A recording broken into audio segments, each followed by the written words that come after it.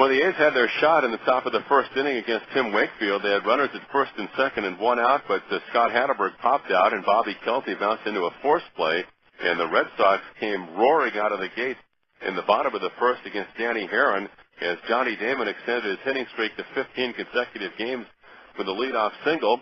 Then Trot Nixon walked, and Manny Ramirez was the next hitter.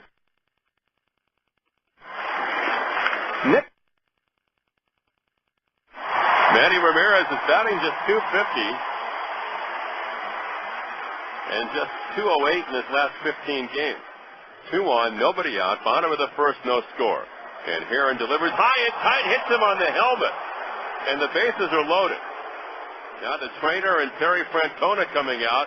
The bat went flying, the helmet went flying, and now the Red Sox are going to have the bases loaded and nobody out. Dave Payton ran for Ramirez in that situation with nobody out. One of the most feared hitters in baseball, David Ortiz, was next up. Damon at third, Nixon at second, Ramirez at first, bottom of the first, no score, and nobody out. Ortiz, left-handed hitter, right on top of the plate. Herron from the stretch. And now Danny's 2-2 pitch is swung on and bounced to first to his right. Hatterberg has got it. Goes to second for one. Back to first. The A's get the double play as the run scores. But they'll more than take it. 3-6-1 on the double play with Herron covering. So it's 1-0 Boston. But Herron kept the damage down even though Millar walked, but Renteria bounced out. It was just 1-0 Red Sox, and the A's would take the lead in this ball game, batting against Wakefield in the top of the third inning, even though Mark Kotsay was caught stealing for the first out of that frame. And then after Jason Kendall flied to center, Chavez walked, Hatterberg singled, and Bobby Kelty had a chance. Red Sox leading 1-0, top of the third.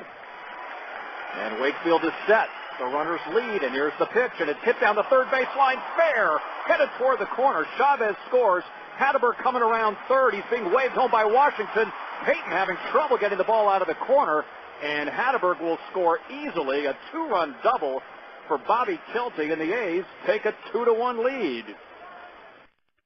Remember, Danny Herron, in his last start this past Wednesday against Texas, took the lead into the top of the fourth inning at the Coliseum, and the Rangers unloaded on Herron with 7 runs. Wasn't a whole lot better for Danny here tonight in the bottom of the fourth. The A's leading 2-1 with the Red Sox. Would load the bases on singles by Ortiz, Millar, and Renteria, and then Bill Miller and the A's with a big mistake. And the Fenway faithful standing as one and roaring. 3 balls, 2 strikes, bases loaded, nobody out. Here's the pitch. Bounce to the right side. Hatterberg boots it. The ball pops out of his glove, throws to first, throws late. The ball goes toward the Red Sox dugout. And here comes another run to score. And that could go down as 2 errors on Hatterberg on one play. And I think it will. Herron then would buckle down with 2 runs scoring on that play. He would buckle down. He struck out Mirabelli, struck out Bellhorn, had a chance to escape the inning without a whole lot of damage. Johnny Damon was up. And Herron throws 3-2, and the ball bounces off of Kendall back toward the Red Sox dugout, and scoring easily is Renteria. Over to third goes Miller. It's a wild pitch from Danny Herron, and it's 4-2 in favor of the Red Sox. Herron would face just one more batter tonight. That was the next hitter. Actually, Damon would later walk, or did walk, and then Trot Nixon came up next and doubled, smoking a double to right center field. Driving into, the Red Sox had a 5-run bottom of the fourth and a 6-2 lead after 4. Justin Duxer came on and retired Jay Payton to end that inning, but the A's had a big mountain to climb. They would try to come back as Wakefield would pitch 6 innings tonight. His final frame was at top of the 6th, and the A's with 1 out got a walk to Burns. Mark Ellis singled, and Scudero was up in an RBI opportunity. The 1-0 pitch is a drive to left center field. Payton is going back. Payton at the track. It's over his head and off the green monster. Burns can walk home. Ellis is routing third. They're going to hold him there. The throw to second, not in time. It's a 2-base hit for Scudero, and the Athletics are down 6-3. So Scudero bangs a 2-base hit, actually off the out-of-town scoreboard, as part of the green monster in left center field. A's would leave 12 runners on tonight. They had a chance to score more in that sixth inning, second and third, and one out, but Kotsay popped out and Kendall bounced to short. So it was 6-3 Red Sox going into the bottom of the seventh inning. The A's certainly had a chance to come back, would have had a chance if the bullpen had been able to keep it relatively close. But in that bottom of the seventh, the Red Sox would put the ball game away. Jay Payton led off with a single. David Ortiz walked, and Kevin Millar, amazingly, homerless this year until tonight. And Yabu looks at second to the 1-1 pitch as a high drive, deep left, Burns back, looking up, gone. Into the green monster seats about 2 rows up, and Kevin Millar has finally hit his first home run of the season, a 3-run shot, breaking the game open. It is 9-3 Red Sox.